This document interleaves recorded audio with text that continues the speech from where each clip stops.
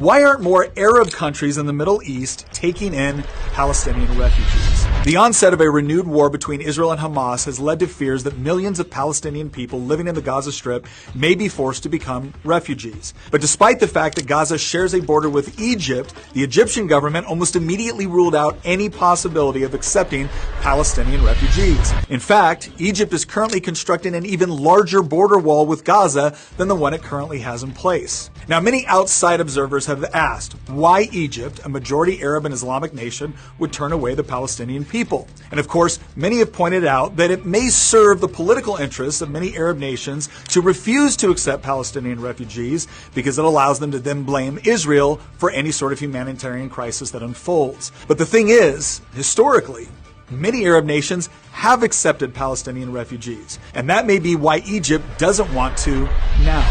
For example, in 1991, the Kuwaiti government actually expelled nearly 300,000 Palestinians in the aftermath of the First Gulf War, and this represented an astonishing 18% of Kuwait's entire population.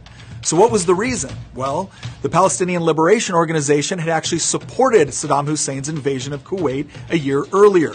And this support only grew after Iraq began attacking Israel with rockets throughout the war. After Kuwait's liberation, the government considered much of the Palestinian community to be complicit in the Iraqi occupation of their country. And in response, nearly all Palestinians were deported in just a few months.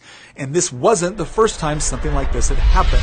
Decades earlier, the Palestinian groups operating in Jordan had come to openly call for the overthrow of Jordan's monarchy in the aftermath of the Six-Day War.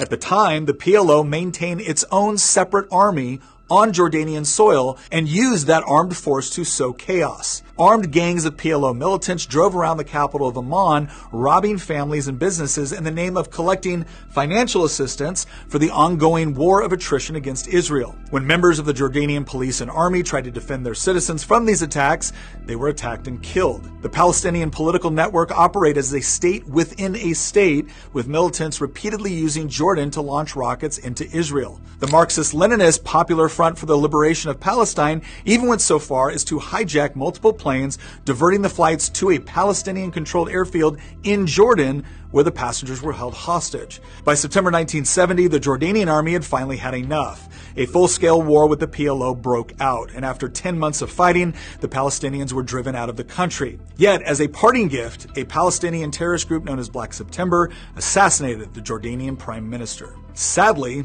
the story doesn't end there, because the PLO then moved into Lebanon, where they allied themselves with Marxist and socialist movements that were seeking to overthrow Lebanon's conservative Maronite Christian government. The presence of thousands of Palestinian militants flooding into the country completely destabilized Lebanon and plunged the entire nation into chaos. Less than 4 years after the PLO was expelled from Jordan, Lebanon found itself in the middle of one of the most bloody and chaotic civil wars in Middle Eastern history, from which it has never fully recovered. In short, Palestinian organizations have not just attacked Israel. They have sowed unrest in many of the neighboring Arab and Muslim countries as well, and this has led those governments to the conclusion that allowing for mass immigration or even just refugee camp resettlement within their borders would lead to domestic unrest for their own countries. And this, of course, only exacerbates the humanitarian crisis for those Palestinian non-combatants caught in the middle. The problem is, as long as terrorist organizations like Hamas and others are elected to represent the Palestinian people, their plight will most likely continue, as neither Israel nor apparently the surrounding Arab nations want to see their own populations threatened by terrorist groups.